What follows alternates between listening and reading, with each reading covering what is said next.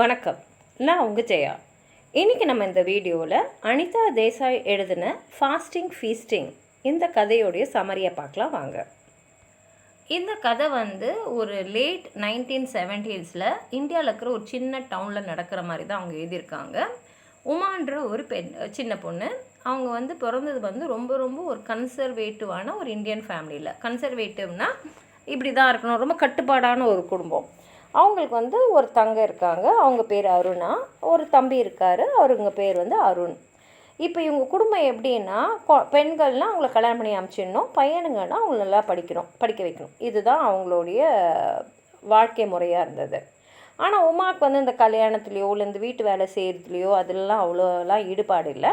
அவங்களுக்கு ஸ்கூலுக்கு போகிறது ரொம்ப பிடிச்சிருந்தது. ஆனால் அதுக்காக அவங்க ரொம்ப புத்திசாலி, நல்ல மார்க்லாம் வாங்குவான்னு இல்லை, நிறைய சப்ஜெக்டில் ஃபெயில் ஆவாங்க. ஆனால் அவங்களுக்கு ஸ்கூல் போகிறதுன்றது ரொம்ப பிடிச்சிருக்கு. ஆனால் அருண் பிறந்துட்டு அப்புறம் என்ன சொல்லிடுறாங்கன்னா, நீ தான் வீட்டில் பெரிய பொண்ணு, அதாவது அவனுக்கு அக்கா, அதனால் நீ ஸ்கூல்லாம் போக தேவையில்ல, நீ வீட்டிலேருந்து இந்த பாப்பாவை பார்த்துக்கோன்னு சொல்லிவிட்டு அருணை பார்க்குறதுக்காக உமாவோட படிப்பை நிறுத்திடுறாங்க.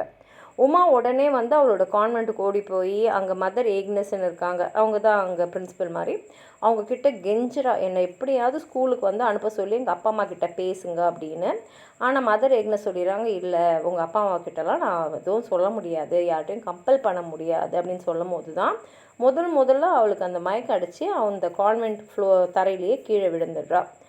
ஏன்னா அவங்க அப்பா எப்படின்னா, அவர் ஒரு மிடில் கவர்மெண்ட் மெஜிஸ்ட்ரேட். ஆனால் அவர் மனசில் ரொம்ப ஈகோ. அதனால் அவர் எப்படின்னா அந்த குடும்பத்தையே அவர் தான் ஆட்டி படைக்கிறவர் மாதிரி. நான் சொல்கிறது தான் தினமும் நடக்கணும், நான் தான் ஒருத்தவங்களும் என்ன செய்யணும், எப்படி இருக்கணும், எதிர்காலத்தில் எப்படி வரணும்லாம் முடிவு பண்ணுவேன் அப்படின்ற மாதிரி ஒரு கேரக்டர். அவங்க அம்மா எப்படின்னா, ஐயோ நான் ரொம்ப முக்கியமான ஒரு ஆள், அதாவது ஒரு மெஜிஸ்ட்ரேட்டோட ஒய்ஃபு அப்படின்ற ஒரு எண்ணத்துலேயே அப்பா எது சொன்னாலும் சரி, அப்பா சொல்கிறதா நம்ம கேட்கணும், எல்லாருமே கேட்டு அது படி நடங்க அப்படின்னு சொல்லக்கூடிய ஒரு அம்மா. இப்போ என்ன ஆகிடுதுன்னா, உமா கொஞ்சம் வளர்ந்தோன்னே அவங்கள கல்யாணத்துக்கு ரெடி பண்ணுறாங்க. ஆனால் நிறைய பேர் உமாவை கல்யாணம் பண்ணிக்கிறதுக்கு வரல. ஏன்னா எப்போதுமே இந்தியாவில் அழகு ரொம்ப முக்கியமான ஒரு பங்கு வலிக்குதுன்றது தான் இங்கே சொல்ல வராங்க. ரொம்ப பேருக்கு அவங்கள கல்யாணம் பண்ணிக்க முன் வரல.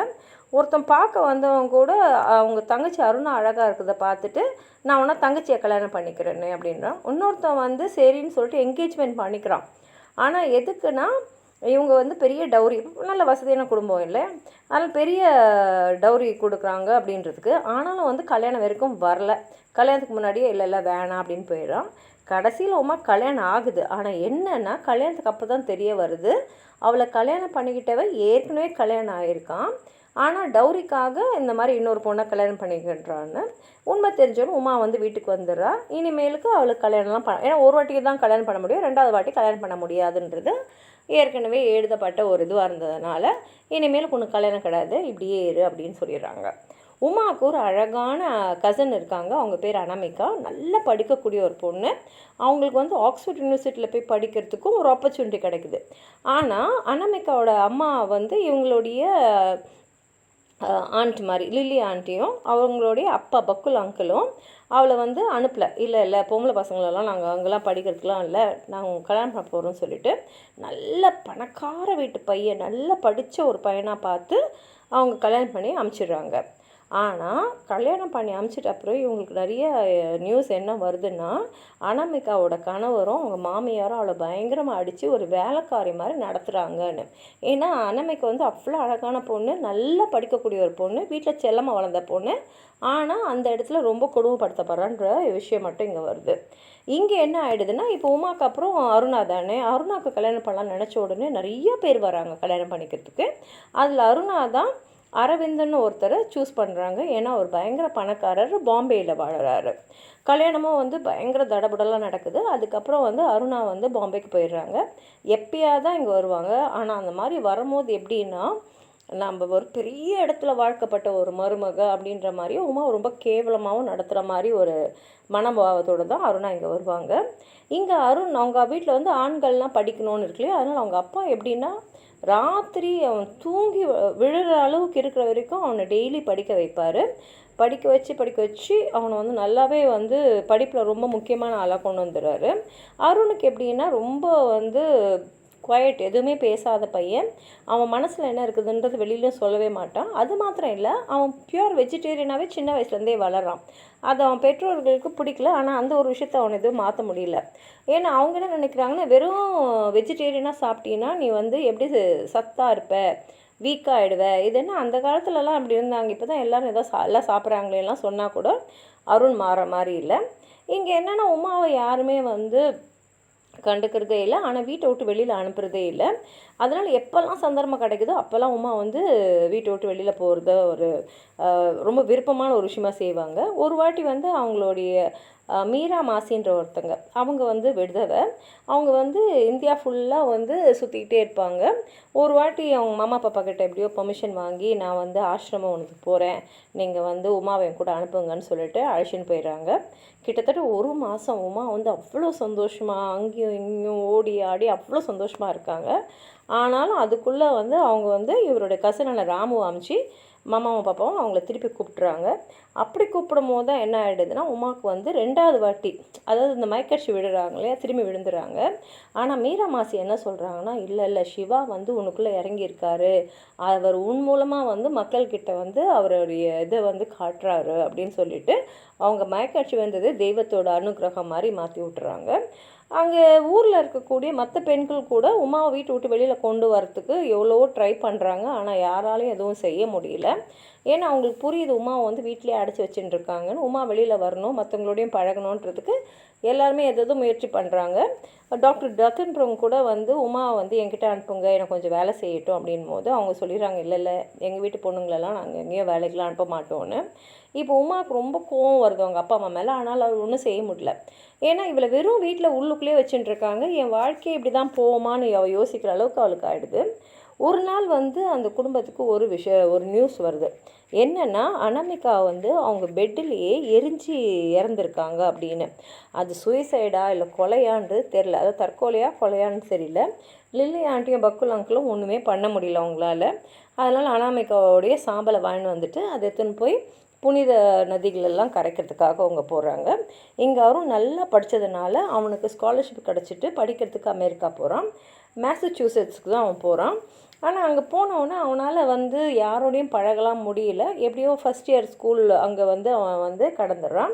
சம்மரில் என்ன ஆகிடுதுன்னா, இங்கேருந்து அவங்க சொல்கிறாங்க, அங்கே ஒரு மிஸ்டர் பேட்டன் அண்ட் மிஸ்ஸஸ் பேட்டன்னு அவங்க இருக்காங்க. அவங்களுக்கு 2 பசங்க இருக்காங்க, ராட் அண்ட் மெலோனி. அவங்க குடும்பத்தோடு போய் நீ சம்மரை கழிக்கலாம் அப்படின்னு.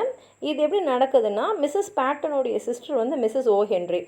அவங்க வந்து ஒரு கிறிஸ்டியன் மிஷினரியோட ஒய்ஃபாக இந்தியாவுக்கு வராங்க. அதனால் அவங்களுக்கு வந்து அருணோட ஃபேமிலியோட பழக்கம் ஏற்படுது. அதனால் அவங்க தான் இந்த ஏற்பாடை செய்கிறாங்க. மிஸ்ஸஸ் பேட்டனுக்கு அருண் வந்ததில் ரொம்ப சந்தோஷம். ஏன்னா அவங்க வீட்டில் வந்து அவங்க என்ன தான் செஞ்சாலும் அவங்கள யாருமே வந்து பாராட்டவே மாட்டாங்க. மிஸ்டர் பேட்டன் வந்து ரொம்ப ஆத்லெட், அதாவது ஸ்போர்ட்ஸில் தான் ரொம்ப இன்ட்ரெஸ்டடு. அவங்க பையன் ராட் வந்து அவனை பார்த்து மாத்திரமே நினைப்பானே தவிர அவங்க அம்மாவை பற்றி அவன் யோசிச்சதே இல்லை, அவன் தங்கச்சியை பற்றி யோசிச்சு பார்த்ததே இல்லை. அவன் வெறும் அவன் வேலை, அவனோட ஒர்க் அவுட்ஸு, அவனோட ஸ்போர்ட்ஸில் தான் இருப்பான். இப்போ அருணுக்கு இங்கேயும் வந்து யாரோடையும் அவனால் பழக முடியல. ஏன்னா வந்து என்னென்னா, அவன் மெயினாக சாப்பாடு விஷயத்தில் பார்த்தா அவன் பயங்கரமான வெஜிடேரியன், நான் வெஜிடேரியன் சாப்பிட மாட்டான். ஆனால் இங்கே எல்லாருமே வந்து எல்லாத்துலேயுமே நான்வெஜ்ஜோடு தான் சாப்பிட்றாங்க. அதே மாதிரி அவங்களுடைய பழக்கம் வழக்கம் எல்லாமே அவனுக்கு புதுமையாக இருக்குது. அவனால் யாரோடையும் ஒட்டி போக முடியல. ஆனால் மிஸ்ஸஸ் பேட்டன் வந்து எப்படியாவது அருணை வந்து நல்லா பார்த்துக்கணுன்னு ஒரு ஆசையாக இருக்காங்க. அவனுக்காக அவங்களே வந்து நம்மளும் வெஜிடேரியனே சாப்பிட்லான்னு சொல்லிவிட்டு அவனை அழைச்சின்னு கடைக்கெலாம் போய் நல்ல வெஜிடேரியன்ஸ்லாம் நிறைய காய்கறிலாம் வாங்கிட்டு வராங்க. அவங்க ஓவராக கவனிக்கிறது கூட அருணுக்கு ஒரு மாதிரி அன்கம்ஃபர்டபுளாக தான் இருக்குது. அது மாத்திரம் இல்லை, மற்ற ஃபேமிலியில் இருக்கிறவங்க யாருமே அவனோட பழகாமல் இருக்கிறதும் அவனுக்கு வந்து அன்கம்ஃபர்டபுளாக இருக்குது. அவனுக்கு எதுவுமே புரியல. மிஸ்டர் பேட்டன் எப்படின்னா எப்போ பார்த்தாலும் கோவப்படுறவராகவும் ஒரு பொறுமையே இல்லாதவராகவும் இருக்கார். ராடு வந்து எப்போதுமே வீட்டிலே இல்லை. மெலனியை வந்து அருண் வந்து கவனித்தான். என்னென்னா ப்ளூமிக்னால் என்னென்னா நிறைய சாப்பிடுவாங்க, எக்கச்சக்கமாக அளவுக்கு மீறி சாப்பிடுவாங்க. அதுக்கப்புறம் ஐயோ நம்ம இவ்வளோ சாப்பிட்டோமே குண்டாயிடக்கூடாது சொல்லிவிட்டு சாப்பிட்டதெல்லாம் அவங்களே வாந்தி எடுத்துடுவாங்க. அப்படி எடுக்கிறதுனால நம்ம உடம்பு வந்து குண்டாகாதுன்னு நினைக்கிறது. ஆனால் சாப்பிட்டுக்கிட்டே இருப்பாங்க, அந்த அளவுக்கு சாப்பிடுவாங்க. இதை அவன் வந்து பார்த்துறான். இதை எப்படியாவது மிஸ்ஸஸ் பேட்டன் கையில் சொல்லணும், ஏன்னா இது வந்து சரியில்லை அப்படின்றது அவனுடைய எண்ணம். இது வந்து ஒரு வகையான மனநிலை பாதிப்புக்கு எடுத்துன்னு போய் விட்டுடும்னு அவன் நினைக்கிறான். அப்புறம் வந்து என்ன ஆகிடுதுன்னா அவன் நினச்சிட்டே இருக்கும்போது தான் ஒரு நாள் அவங்க கடைக்கு போகிறாங்க. கடைக்கு போகும்போது மிஸ்ஸஸ் பேட்டனை பார்த்து அங்கே இருந்த கடையில் அந்த கேஷியர் வந்து, நீங்கள் என்ன ப்ரெக்னெண்ட்டாக கொஞ்சம் குண்டாக தெரியுறீங்களே அப்படின்னு சொன்ன உடனே மிஸ்ஸஸ் பேட்டன் என்ன பண்ணிடுறாங்க, உடனே அவங்களுடைய லுக்ஸை வந்து நல்லா பண்ணிக்கணும்னு சொல்லிட்டு சன் டேனிங்கு அப்புறம் அதுக்கான எக்ஸசைஸ்லாம் பண்ண ஆரம்பிக்கிறாங்க. அவங்க பொண்ணை வந்து அவங்க கவனிக்கிறதே இல்லை. இப்போ என்ன ஆகிடுதுன்னா சம்மர் கிட்டத்தட்ட முடிவுக்கு வருது. ஒரு வாட்டி வந்து அருண், மெலோனி அப்புறம் மிஸ்ஸஸ் பேட்டன்லாம் ஒரு பாண்டுக்கிட்ட போகிறாங்க. அங்கே அருணுக்கு ரொம்ப சந்தோஷமாக இருக்குது. ஏன்னா வந்து அவன் ஸ்விம்மிங் பண்ணிகிட்டு இருக்கான். அவன் ரொம்ப திருப்தியாக இருக்கான், யாரோட தொல்லையும் இல்லை. மிஸ்ஸஸ் பேட்டனும் சன் பேதிங் எடுக்கிறதுக்காக போயிடுறாங்க. மெலோனியை காணுமே அப்படின்னு சொல்லிட்டு அருண் தேடி போய் பார்க்கும்போது மெலோனி வந்து அப்படியே மயக்கடிச்சு விழுந்திருக்கா, ஃபுல்லாக மாந்தி எடுத்திருக்கா. அப்போது வந்து இவங்களை தேடி வர மிஸ்ஸஸ் பேட்டன் வந்து மெலோனியோட நிலைமையை பார்த்து பயந்துடுறாங்க. அதுக்கப்புறம் அவளை வந்து சரி பண்ணுறதுக்காக மனநல காப்பகவனத்தில் வந்து சேர்க்குறாங்க. ராடும் வந்து காலேஜுக்கு சேர்த்துக்கு போயிடுறான். மிஸ்டர் பேட்டன் வந்து ஒரு செகண்ட் ஜாப் எடுத்துக்கிறாரு. மிஸ்ஸஸ் பேட்டன் எப்படின்னா ஈஸ்டர்ன் நம்மளுடைய ஸ்பிரிச்சுவாலிட்டியில் வந்து அவங்களுக்கு ரொம்ப ஈர்ப்பு வந்து அதில் கவனம் செலுத்த ஆரம்பிக்கிறாங்க. அருண் வந்து இப்போ இந்த வீட்டை விட்டு புறப்படுறதுக்கு ரெடி ஆகுறான்.